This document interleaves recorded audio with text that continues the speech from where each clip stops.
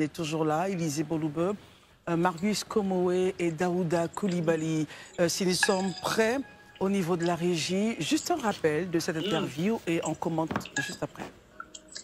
Alors le 17 mars, la commission électorale indépendante a publié la liste électorale provisoire pour l'élection.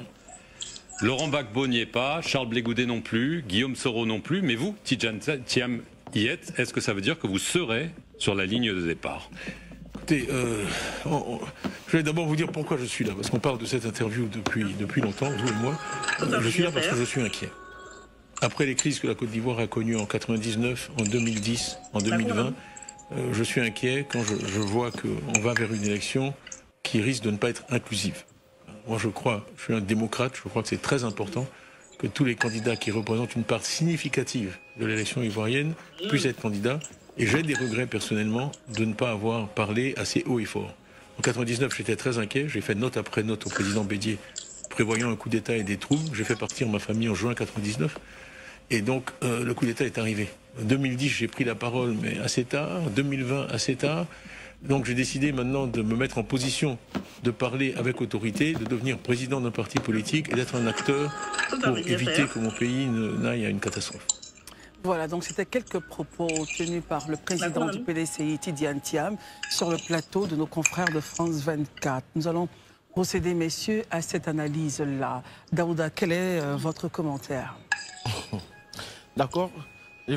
Quand j'ai suivi l'interview de M. Tidjane Thiam, président du PDCI RDA, chez nos confrères de France 24, j'ai été un peu embêté parce que pour moi, il y avait comme une forme d'incohérence. Parce qu'aujourd'hui, Tidjane Thiam affirme que lui, il vient en politique parce qu'il est inquiet d'une supposée crise qui va frapper la Côte d'Ivoire à l'heure de l'élection de 2025. Mais quand j'ai entendu ça, ça m'a fait penser et remémorer en fait une interview qu'il a donnée il y a 11 ans à nos confrères de LCI. Donc si la régie le permet, est-ce qu'on peut voir la vidéo? Okay. Vous avez la politique en Côte d'Ivoire, est-ce que vous avez envie d'en refaire en Côte d'Ivoire ou ailleurs? Non, j'ai été guéri de ça par les militaires. C'est un remède très efficace. Je crois qu'une fois qu'on est passé à travers un coup d'État, on a... C'était en 99. Les ardeurs, oui. Alors, justement, Daouda, pourquoi convoquer cette vidéo?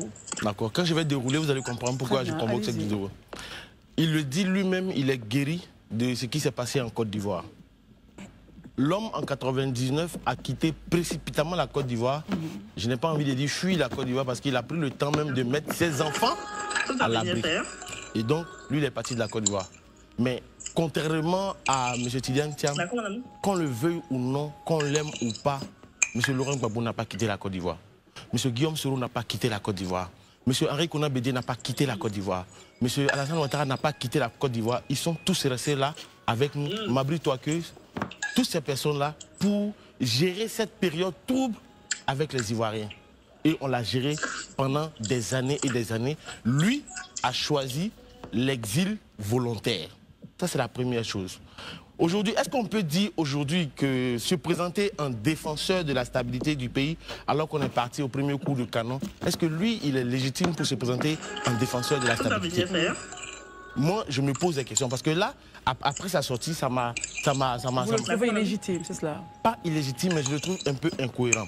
Parce qu'après son départ en 99, il a cité une ou deux crises. Mais après 99, il y a eu une crise en Côte d'Ivoire de 2000. 2 ans après, il y a eu une autre crise en 2002. De 2002 jusqu'en 2011, en 2010, on a connu la crise post-électorale. 2010, on a connu les élections, crise post-électorale. Et en 2011, nous avons connu une guerre civile. Pourquoi tous ces rappels, justement? Et j'en ai même pas fini. Parce que 2015, 2020, on a connu des crises. Il n'a pas senti le besoin de s'impliquer à cette période-là. Mais c'est en 2025, parce qu'aujourd'hui, lui veut être candidat, lui veut être président de la République, donc automatiquement, il est inquiet. Pendant toute son absence, il ne s'est pas inquiété de la sécurité des Ivoiriens, il ne s'est pas inquiété de la sécurité de la Côte d'Ivoire. Christelle, tu as posé la question, pourquoi est-ce que je convoque cette vidéo? Pourquoi vous l'avez convoquée? Parce que ici, nous sommes face à un débat de fond. Le débat de fond, c'est est-ce que M. Cheikh Tidjane Thiam est-il exclusivement ivoirien? En quoi est-ce que faire un débat sur l'exclusivité des nationalités ferait-il planer sur la tête de la Côte d'Ivoire le spectre d'une hypothétique guerre? En quoi? Parce qu'il ne faudrait pas l'oublier. Quand on aime Alassane Ouattara, quand on ne l'aime pas, pendant 15 ans, nous avons connu une période de stabilité. C'est un fait. Pendant 15 ans, nous avons connu une croissance économique. Il y a eu des hauts, il y a eu des bas. Le bilan d'Alassane Ouattara est attaquable à des points. Et en beaucoup de points. Mais il est force de reconnaître que beaucoup a été fait. Mais venir se repositionner en défenseur de la stabilité politique pendant des années, nous n'étions pas là. Je trouve que ce n'est pas juste. C'est créer une forme de psychose dans la tête des Ivoiriens et ce n'est pas juste. C'est pour cette raison que lorsque vous m'avez demandé, avec la sortie du porte-parole du RAGP, j'ai trouvé que son discours était mesuré. C'était bien parce que tous les hommes politiques doivent faire baisser la pression parce que les Ivoiriens ont véritablement souffert de 2010.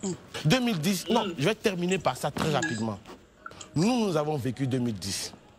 Nous avons connu 2010. Nous avons marché de Boaké en 2002 pour venir jusqu'à Abidjan. On a été appelés des déplacés de guerre. Certains parmi nous ont encore des crises post-traumatiques. Non, je pense sincèrement que M. Tidiane Thiam ne doit pas faire planer ce spectre-là sur la Côte d'Ivoire au simple prétexte qu'il y a un débat sur l'exclusivité de sa nationalité. Moi, c'est ce que je voulais dire. Herman, quel est votre commentaire justement sur les propos du président du PDCI, Tidiane Thiam? Je pense qu'il avait un message à passer et ce message-là, tout de suite à l'entrée de cette interview-là, il a précisé son message. Il était inquiet. Moi, je crois qu'au-delà de tout, en reconnaissant que même ces derniers jours, les interprétations, les analyses que nous avons faites, surtout comme Marius et moi hier, on a tous relevé le fait que la situation est préoccupante. Vu la façon avec laquelle l'opposition a réagi déjà depuis, le PPAC a réagi à la suite de la remise du fichier électoral. Vu même aujourd'hui, on sait tous ici qu'au niveau de l'hémicycle, le EPACI a retiré son groupe parlementaire. Donc, je veux dire, quand il dit qu'il est inquiet, et on a même dit que hier, même Élysée a abordé dans ce sens-là, c'est souvent des prémices à des conflits pré-électoraux. Et même le député Assalé Toumoko l'a dit ici. Donc, il ne faudrait pas que, parce que c'est Tidiane Thiam qui le dit, qu'on puisse s'enorgueillir de sa légitimité.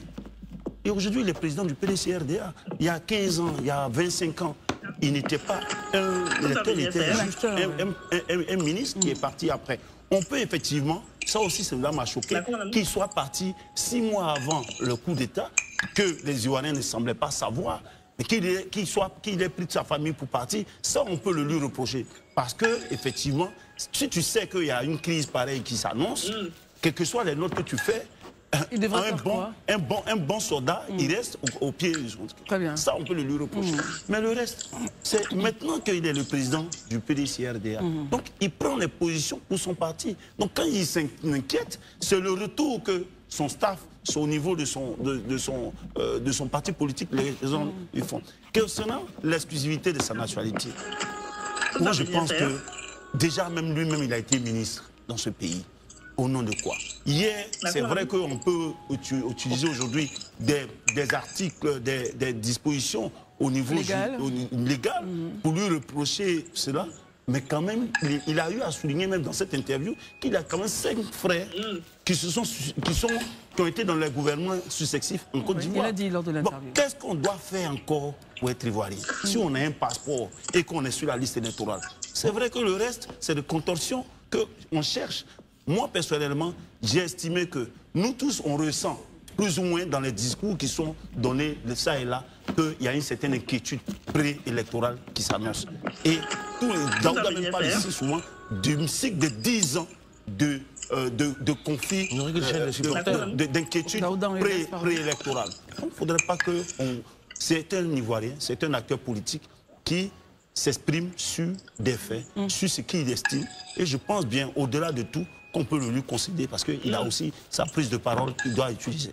Très bien. Élisée, votre regard, commentaire sur cette interview, quelques mots choisis? Ok. Je vais commencer déjà par le premier verbatim que je note ici. Hein. Il dit quelque part, il y a des milliers de milliards de dollars sur le marché, mais c'est une affaire de confiance. L'argent va là où il y a la confiance.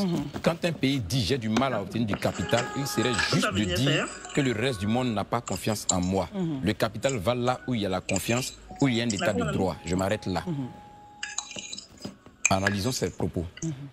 L'argent va là où il y a la confiance.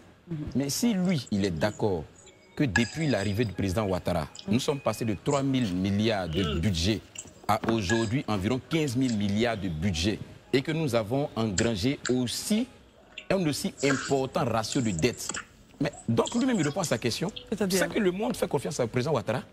Parce que c'est ce que lui-même il dit. Hein. C'est ce qu'il dit. Il dit le problème là, ce n'est pas les milliards. Le problème, c'est la confiance. Ça veut dire que l'argent est là, mais c'est la confiance qui fait qu'on te donne. Donc s'il est conscient lui-même, et comme déjà le PDCI le dit, certains partis disent qu'on est suffisamment endetté, qu'on prend beaucoup de dettes. Donc si on veut être dans sa logique, c'est que le monde entier, ceux-là qui octroient dette là, ils font donc confiance au président Ouattara. Donc lui-même, il valorise la position du président Ouattara comme quelqu'un à qui le monde fait confiance. C'est ce que je retiens derrière le premier verbatim. Je repars encore quelque part où il a évoqué les questions ce n'est pas... Bon, je ne suis pas un économiste, mais je suis un praticien en sauté. Mais il y a un journaliste, le joueur est sur le terrain. Un économiste qui est chef d'entreprise, ce n'est pas confondre le joueur de football et le journaliste sportif. Le joueur est sur le terrain, il défend, il attaque, il marque des buts. Mais le journaliste sportif analyse et il commente. Mais il est rare qu'un journaliste sportif soit aussi un bon joueur comme joueur professionnel. Ça voudrait dire quoi selon vous? Mais vice-versa, il est rare qu'un footballeur professionnel qui a aussi autant de talent soit un très bon journaliste sportif. Donc ce qu'il dit là, ça dépend de là où on se situe. Si moi, l'élément qui importe pour moi, c'est le très bon footballeur, je vais m'ajouter sur le très bon footballeur. Justement, oui, mais il veut dire, non, il veut justement dire que c'est bien de parler d'un certain nombre de sujets ou bien de se faire passer pour ce qu'on n'est pas en réalité, comparé à lui qui a 36 ans dans l'entreprise, en tant que chef d'entreprise. Mais Christelle, vous et moi, soyons réalistes. Moi, j'estime quand même qu'à un moment donné, où la Côte d'Ivoire est arrivée là, il faut qu'on élève le débat. Moi, c'est pas parce que tu as été un très bon chef d'entreprise, que tu as réussi à positionner l'entreprise, que ça fait de toi un excellent président, que tu serais un bon président. Je suis désolé. Je suis totalement désolé. Mais si on va aller sur cette base, sur cette logique-là. Mais le président Ouattara était directeur général adjoint du FMI. Et après son départ, on a fermé le poste. Le poste n'existe plus. Mais aujourd'hui, il y a des gens dans ce pays qui trouvent que sa gouvernance n'est pas bonne, qui critiquent sa gouvernance. Donc ça, là, pour moi, ce n'est même pas un débat. Pour moi, ce n'est vraiment pas des éléments qui peuvent être dans la joue. Aujourd'hui, là, de façon factuelle, vous soulevez un problème. Voilà le problème que la Côte d'Ivoire traverse. Sur tel angle, voilà les recettes en termes de solutions que moi j'apporte. C'est de ça qu'il s'agit. Mais sinon aussi, c'est les figures de style, les rhétoriques, prendre les comparaisons. Ça, on a déjà vu ça dans ce pays. C'est pourquoi, justement, la dernière fois sur le plateau, je disais, la question, ou du moins le slogan, faire la politique autrement, là. Franchement dit, excusez-moi du thème, si c'est ce que je suis en train de voir avec le président Thiam depuis un certain moment, désolé, c'est pas faire la politique autrement. Ça, on a déjà vu ça dans ce pays et on a vu même en meilleure formule, honnêtement dit. Maintenant, on va aller sur le bilan même. Je termine dessus. Vraiment, c'est ma dernière intervention là-dessus. Et puis, son intervention justement sur le problème de nationalité. Oui, je vais revenir sur la nationalité, mais sur le bilan même, qu'en 15 ans, on ne voit pas trop ce qui a été fait. Moi, je peux comprendre, on est vraiment dans la politique. Mais je disais sur ce plateau que la politique doit se nourrir quand même à un moment donné d'honnêteté, de bonne foi. Si en 15 ans, vous êtes passé de 3 universités à pratiquement 9 universités aujourd'hui, si en 15 ans, vous êtes passé d'environ 6 000 km de route à aujourd'hui près de 60 000 km de route. Si en 15 ans, vous êtes passé de 31% de taux de couverture d'électricité à 94% de taux de couverture d'électricité. Si en 15 ans, vous êtes passé de 34% de taux d'eau potable à 78 aujourd'hui. Mais c'est ça là, ce n'est rien du tombe des nues. Parce que la Côte d'Ivoire, là, elle est indépendante depuis 1960. Donc de 1960 à 2011, là, on était à 31% de taux de couverture d'électricité. De 1960 à 2011, là, on était à 32% de taux de couverture en eau potable. Si en 15 ans, on est passé, on a doublé, quadruplé ces ratios, si on dit que rien n'a été fait, je pense qu'à un moment donné, quand même, la politique doit se nourrir d'honnêteté et d'objectivité. Donc, quand je dis ça, je vais m'arrêter là. Maintenant, sur la nationalité, ou bien c'est plus la peine? Bon, rapidement, Élisée, parce qu'on va passer le temps. Sur la question de la nationalité, je pense que c'est un débat qui est ouvert. Lui-même l'a reconnu. Je pense que c'est déjà pas juste d'essayer de dire ses frères sont ivoiriens et il a lui cité n'est pas le nom de ses frères qui ont été ministres mais ses frères, que ce soit Daouda, que ce soit Aziz et tous les autres là, ils n'ont pas fait allégeance à la France pour prendre nationalité pour étudier. Ses frères l'ont pas fait. Donc ils ne sont pas dans la même situation. Je suis désolé, mais ils ne sont pas dans la même situation. Là lui-même, devant tout le monde entier, il a dit qu'il a fait une demande de renonciation à l'allégeance à la France, très bien, à la nationalité française. Donc on attend la procédure, on verra. Au moment opportun, on pourra s'exprimer là-dessus. Très bien. Et certains de vos verbatims proviennent justement de cette rencontre qu'il a eue le samedi 15 dernier avec les militants. Avec la diaspora. Avec la diaspora. Alors Marius, comment est votre commentaire? A-t-il raison d'être inquiet? Et puis quelques éléments de langage qui vous ont marqué dans l'interview? Oui, ben, écoutez, l'inquiétude s'exprime aisément. Nous l'avons dit nous-mêmes sur ce plateau. À l'approche de chaque élection présidentielle en Côte d'Ivoire et même les élections générales, les Ivoiriens s'interrogent, les Ivoiriens ont la peur au ventre. Et donc ça se comprend. Et cela pour la simple raison que les propos des hommes politiques ne nous laissent point indifférents. Mais sur la question essentielle de la lutte contre la vie chère, où il évoque les 22% de taux de pauvreté en Abidjan et les 50e% de taux de pauvreté hors d'Abidjan. Et dans les zones les plus reculées, il parle de 60 à 70% de taux de pauvreté. Bon, c'est pas nouveau. Ça veut dire quoi, c'est pas nouveau? C'est pas nouveau parce que sous tous les régimes, et plus particulièrement... Pardon. On va l'écouter. Non. La source de ces chiffres, c'est quoi la source de ces chiffres? Parce que je n'ai pas voulu, justement... Mais en vérité, il aurait pu, donc, justement, nous donner la source, justement, de ces chiffres. Parce que nous suivons également l'Institut national de la statistique, mais y compris les institutions internationales qui gèrent les questions relatives justement au taux de pauvreté dans les pays, et plus particulièrement en Côte d'Ivoire. Donc selon vous, sur ce coup-là, il aurait pu mettre la source, c'est cela? Oui, bien sûr, puisque sous le PDCI-RDA, il faut en parler. Pourquoi est né le Zouglou? Le Zouglou? Oui, le Zouglou. Oui, d'accord. Sous le PDCI-RDA, pourquoi est né le Zouglou? Et en ce moment, lui, il était dans le gouvernement du président Bédier. On sait tout ce qu'on a vécu. Le Zouglou est né. Moi, j'étais encore au lycée. Et au lycée, nous étions plus de 60 à 70 élèves par classe. La classe était déjà surchauffée, surclassée. Et actuellement, il y en a combien dans les classes? Nous sommes à une centaine, 110 à 120 élèves par classe. Allons-y, oui. Donc, c'est pour ça que je vous dis, ce n'est pas nouveau. Donc, chaque fois que nous approchons les élections, les hommes politiques ont tendance à surfer justement sur les incohérences. Bon, c'est leur droit, et bien sûr, c'est pour ça qu'ils sont dans l'opposition. Mais ils oublient qu'eux-mêmes ont géré le pays et qu'en leur temps, la situation n'était pas aussi réluisante. Elle était plutôt morose. Et donc, on a connu des pas essentiels. Il y a eu des avancées. Hier, là où la Côte d'Ivoire n'avait qu'une seule et unique université, aujourd'hui nous en avons combien? Donc moi je ne ferai pas le bilan de cette façon. Mais moi j'ai dit tout simplement que nos hommes politiques, une fois dans l'opposition, qu'ils aient la critique moins critique, la critique moins critique, parce que tout simplement, dans les faits, eux-mêmes au pouvoir n'ont pas fait mieux. Au-delà de cet aspect des choses, sur la question de la nationalité de M. Tidiane Thiam. On termine avec ça. Mais ce n'est pas la Côte d'Ivoire ou les politiques actuelles qui ont créé lui sa situation. Cette personne ne lui a demandé d'aller prendre une deuxième nationalité. La preuve, il a dit lui-même, son père a été ministre. Son aîné, Daouda Thiam, Feu Daouda Thiam a été ministre, Aziz Thiam sous Laurent Gbagbo a été ministre, lui-même sous Bédier a été ministre, et Augustin Thiam, son aîné aujourd'hui, est ministre sous le régime du président Ouattara, et donc sa famille a donné 5 ministres à la... Ministre gouverneur sous le président Ouattara, sa famille a donné 5 ministres. Parce que tout simplement, on les a jugés compétents au poste où on les a mis, comme également d'autres familles, les Zadi Zaourou. On a commis les bons qui ont donné plusieurs ministres. Zadi Kessé Marcel, il était tout puissant peuple. Zadi Kessé Marcel était président, directeur général de SODECI CUE. Son frère Zadi Zaourou a été ministre et j'en passe. Bref, la Côte d'Ivoire a connu, il a dit tout à l'heure, la Côte d'Ivoire a connu tellement de cas dans différentes familles qui ont donné énormément de compétences à la Côte d'Ivoire que cela n'est pas nouveau. Mais bon, restons dans la logique des choses.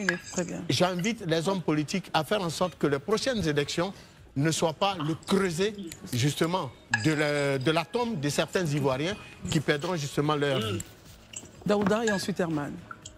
En tout cas, je pense que comment on appelle ça, en ce qui me concerne personnellement, je pense que au vu des chiffres, moi, le président Tidiane Thiam, je le dis en toute sincérité, en toute honnêteté, c'est quelqu'un que j'affectionne particulièrement, mais je pense que c'est pas le lieu, sincèrement, de venir faire planer le spectre de certaines violences sur la Côte d'Ivoire au nom d'une question de nationalité. Parce que, Christelle, il est important de le signifier aux uns et aux autres. Le débat sur la nationalité de M. Tidiane Thiam n'est pas mené en externe. Vous vous rappelez que dernièrement, je vous ai dit sur le plateau-là que les plaintes qui sont aujourd'hui contre lui ne viennent pas du parti au pouvoir. Les problèmes de M. Tidiane Thiam viennent de son propre parti. Et généralement, à écouter le président Tidiane Thiam, j'ai comme l'impression qu'il passe plus de temps à répondre aux acteurs des réseaux sociaux, parce que chaque fois il parle des commentateurs, tout et tout. Je pense que ce n'est pas ça le plus important. Le plus important aujourd'hui, il faut que M. Tidiane Thiam fasse tout pour que, on nous avait dit, on a vu dans un article de nos confrères de Le Monde que sa libération à son allégeance à l'État français a été signée. C'est de faire en sorte que ce document puisse sortir très rapidement, parce qu'en l'état actuel des choses, à la différence des autres, lui est sur la liste électorale. Lui peut être électeur, lui peut être candidat.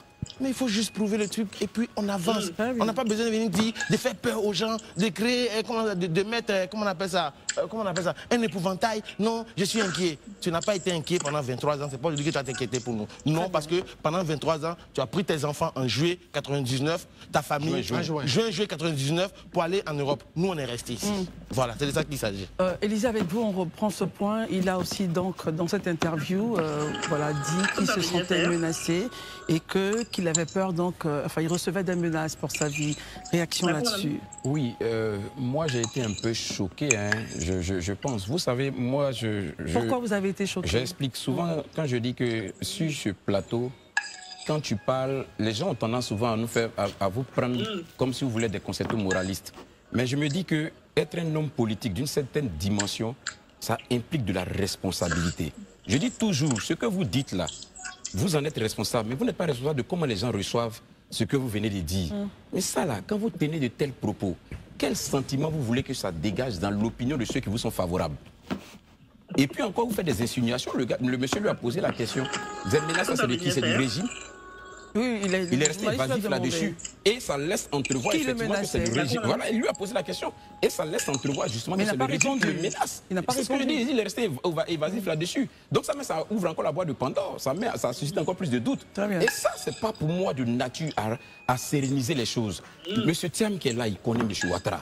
C'est pas sur pour scène politique aujourd'hui parce qu'ils veulent le président là qui se connaissent. Ils se parlaient avant. Ils ont pratiquement les mêmes cercles de rencontres.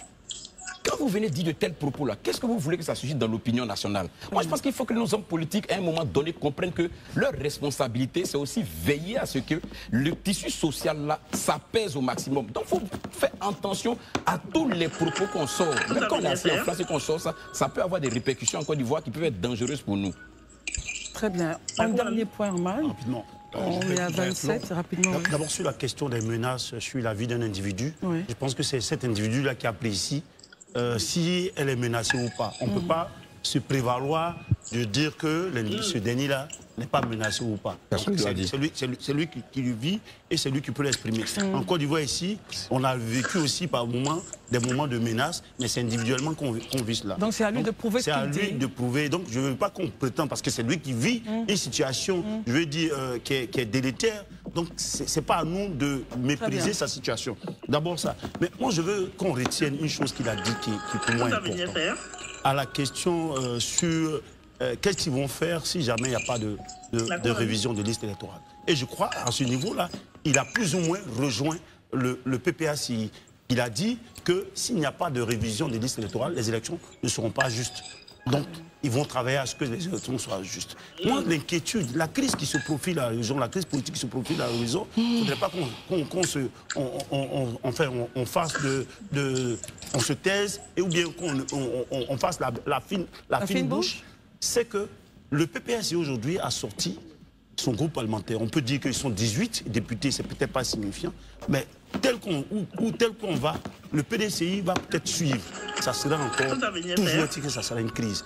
Aujourd'hui, il faudrait que le pouvoir essaie de dialoguer politiquement avec ses adversaires politiques qui sont sur la scène pour trouver une solution et préserver les Ivoiriens des situations de conflit pré-électoral. Très bien, messieurs, merci beaucoup. On a terminé. On a terminé notre émission. On a eu près de 4 minutes en plus. Désolé, les programmes doivent continuer. On se retrouvera, on reviendra en long et en large sur le point du PPACI demain, la sortie justement des processus parlementaires. Provisoire 2024. Le lundi 17 mars 2025, la Commission électorale indépendante, CEI, a rendu publique la liste électorale provisoire pour l'élection présidentielle 2025.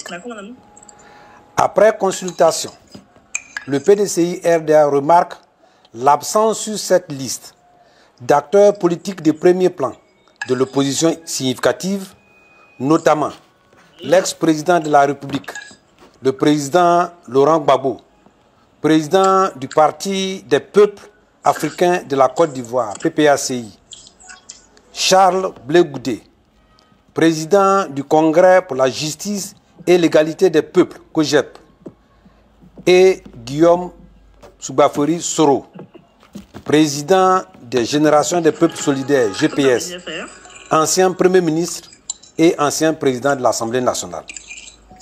En ce qui concerne le président Gbagbo, le PDCI-RDA rappelle qu'il s'est fait enrôler lors de l'opération de la révision de la liste électorale effectuée du 19 octobre 2024 au 17 novembre 2024.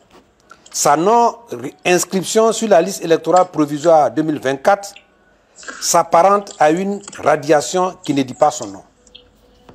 Le PDCI-RDA observe que l'exclusion de ces trois leaders de l'opposition 1. Est contraire aux engagements internationaux de notre pays. 2. Ne relève ni du droit, ni de l'état de droit, mais de la politique politicienne. 3. Est essentiellement politique et nécessite un traitement politique. 4. Va à l'encontre des arrêts de la CPI qui a acquitté M. Laurent Gbagbo et M. Charles Blé Goudé de toutes les charges en rapport avec la crise électorale et post-électorale 2010-2011. 5. Va à l'encontre également des arrêts de la Cour africaine des droits de l'homme et des peuples, CADHP, qui a ordonné à l'État de Côte d'Ivoire de rétablir M. Soro dans ses droits civiques en le réinscrivant sur la liste électorale. Pour mémoire, le PDCI-RDA souligne que le transfèrement à la haie de M. Gbagbo et Blé Goudé a été effectué à la requête du gouvernement de Côte d'Ivoire. Le PDCI-RDA dénonce cette attitude de refus du pouvoir RHDP qui porte une atteinte grave à l'image de la Côte d'Ivoire en ne respectant pas ses engagements internationaux et en foulant aux pieds les principes élémentaires de la démocratie. Le PDCI-RDA s'inquiète de la volonté méprisante du pouvoir de verrouiller un jeu démocratique en excluant de la compétition électorale les acteurs majeurs de la vie politique nationale. Le PDCI-RDA condamne la dérive autoritaire du régime RHDP, préoccupé par sa volonté de confisquer le pouvoir au mépris des graves menaces qu'il fait peser sur les libertés individuelles et collectives ainsi que sur la nation. Le PDCI-RDA appelle le pouvoir RHDP au sens de ses responsabilités, à la retenue et l'exhorte au respect de la personne humaine et des principes de l'état de droit. Le PDCI-RDA invite le RHDP à s'inspirer courageusement de la démarche oufotiste dont il se réclame en faisant recours au dialogue comme instrument de résolution de nos différends politiques, et ce, conformément aux recommandations de la 5e phase du dialogue politique de 2022, relative notamment à la prise de mesures d'apaisement social et politique. Depuis le décès du président Félix Houphouët-Boigny, notre pays est enlisé dans un cycle infernal des crises politiques en raison des manœuvres malsaines de conquête et de conservation du pouvoir. Cela dure depuis plus de 30 ans. Ça suffit. Le PDCI-RDA appelle le régime RHDP à assumer sa pleine responsabilité de parti au pouvoir en prenant des mesures urgentes, inclusives et propres à la décrispation du climat politique. Il va de l'intérêt de tous. Le PDCI-RDA réitère encore une fois son appel au gouvernement pour un retour à la table de dialogue avec toutes les parties prenantes. Le PDCI-RDA appelle enfin toute l'opposition à rester vigilante et mobilisée. Fait à Abidjan le 20 mars 2025, le porte-parole, Dr Smaïla Kwasi Bredumi, membre du secrétaire exécutif et secrétaire exécutif en chef adjoint chargé de la communication. Je vous remercie. PDCI-RDA relative à la publication de la liste électorale provisoire. Ivoiriennes et Ivoiriens, militantes et militants du PDCI-RDA, le lundi 17 mars 2025, la Commission électorale indépendante a rendu publique la liste électorale provisoire 2024. Cette liste intervient après l'opération de la révision de la liste électorale 2023 qui s'est déroulée du 19 octobre au 17 novembre 2024.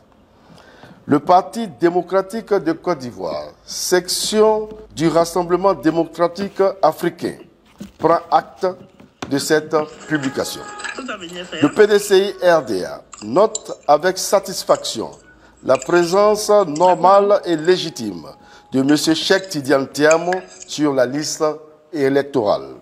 Toutefois, le PDCI-RDA, parti leader de l'opposition, constate l'absence malencontreuse de plusieurs personnalités politiques importantes sur la liste électorale provisoire. Il s'agit principalement du président Laurent Gbagbo, ancien président de la République de Côte d'Ivoire, du ministre Charles Blé Goudé et du Premier ministre Soro Kibafori Guillaume. Le PDCI-RDA, foncièrement attaché aux valeurs de démocratie, de dialogue et de paix, s'inquiète de ces exclusions et craint qu'elles ne constituent, à l'approche de l'élection présidentielle du 25 octobre 2025, une menace grave contre la cohésion nationale.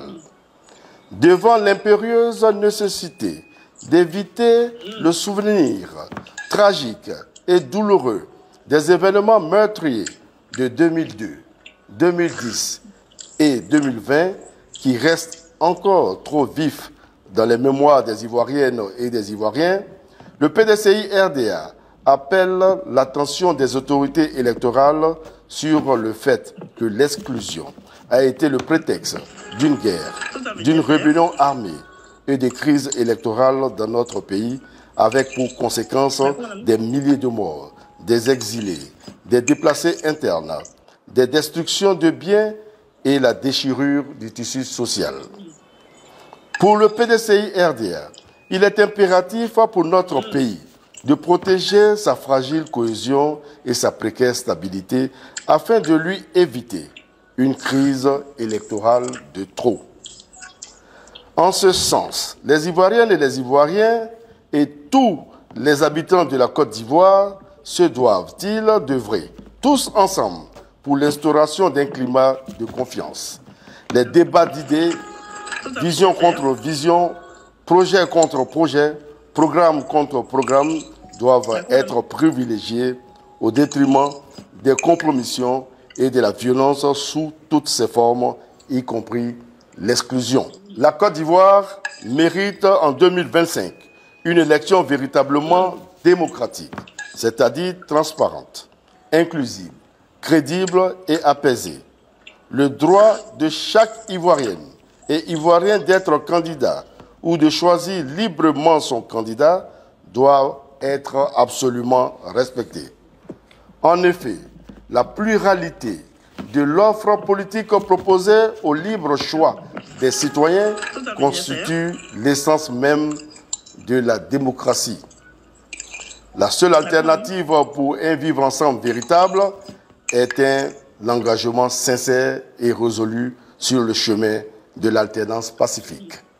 Aussi, Ivoiriennes et Ivoiriens, militantes et militants du PDCI-RDA, face à ces constats, le PDCI-RDA encourage les autorités électorales à adopter une attitude favorisant l'inclusivité des élections générales, notamment la présidentielle prochaine, en veillant au respect des droits civiques et électoraux de tous les Ivoiriennes et les Ivoiriens, soit en qualité d'électeurs, soit en qualité de candidats. Demande à la CEI de procéder à la correction des nombreuses irrégularités sur la liste électorale, à savoir les doublons, les électeurs décédés, les inscriptions multiples, les changements de lieu de vote non consentis, les filiations improbables, etc. Rappelle ces exigences que sont la conduite de la révision de la liste électorale 2025 avant le scrutin présidentiel, afin de permettre aux plus de 3 millions de personnes encore exclues de s'y inscrire. L'audit du fichier électoral, la réforme en profondeur de la commission électorale, la garantie de la tenue d'une élection inclusive, transparente et démocratique, l'organisation d'un dialogue politique sincère entre le pouvoir et l'opposition ivoirienne. Condamne et dénonce les manœuvres incessantes des mains obscures tendant à s'aimer la discorde au sein du PDCI-RDA. Appelle l'attention des autorités électorales, singulièrement la CEI, sur leurs responsabilités devant l'histoire et le peuple. Par ailleurs, le PDCI-RDA invite ses militantes et militants à rester mobilisés autour du président Tidiane Thiam, à demeurer vigilants et attentifs aux mots d'ordre de la haute direction du parti. Le PDCI-RDA appelle ses militantes et militants, sympathisantes et sympathisants, à rester concentrés sur l'objectif de la victoire du président Tidiane Thiam à la présidentielle du 25 octobre 2025 et du retour inéluctable du PDCI-RDA au pouvoir d'État dès cette année. Tous ensemble et dans la paix, nous bâtirons un pays prospère où il fait bon vivre, une nation de progrès pour tous et de bonheur pour chacun. Fait à Abidjan le jeudi 20 mars 2025 pour le PDCI-RDA, le vice-président. Alors, Laurent Gbagbo a été acquitté à la haie, c'est-à-dire on a abandonné toutes les charges et tout contre lui. On s'est rendu compte qu'on a fait des enquêtes sur lui pour rien et tout, et qu'il n'était pas forcément coupable, comme on le pensait. Le bureau de la CPI en Côte d'Ivoire est en train de fermer. On ne connaît toujours pas les résultats de l'enquête de tous les massacres perpétrés en Côte d'Ivoire. Je pense qu'il a été, je crois qu'il y a une autorisation du président Ouattara pour que Laurent Gbagbo puisse rentrer en Côte d'Ivoire. Parce que même après être acquitté, il a fallu qu'il reste 2 ans en Belgique et avant de rentrer en Côte d'Ivoire. Donc aujourd'hui, Laurent Gbagbo veut être candidat. Il ne peut pas être candidat parce que même s'il a été acquitté, en Côte d'Ivoire, il y a une peine de 20 ans. Et je crois que cette peine, je pense que s'il n'est pas en prison, c'est parce que le président Ouattara, il a signé un document, il a armistié, un truc comme ça, pour que Laurent Gbagbo soit là et qu'il puisse être libre, en fait.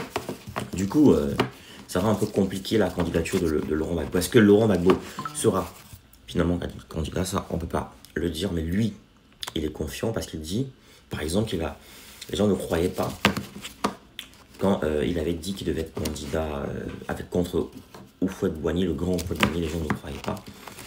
Mais il a fini par être candidat face à Houphouët-Boigny. Cela a ouvert les portes au multipartisme, en fait. Donc, disons que quelque chose peut encore se créer. On attend le suspense. Il y a du suspense, mais si Laurent Gbagbo le dit, avec l'expérience qu'il a, on pourrait le voir candidat dans la liste définitive. Pourquoi pas? En tout cas, c'est ce que on souhaite. Hein. Moi, je le souhaite personnellement parce que ce serait bien que même si M. Ouattara veut briguer un nouveau mandat, qu'il affronte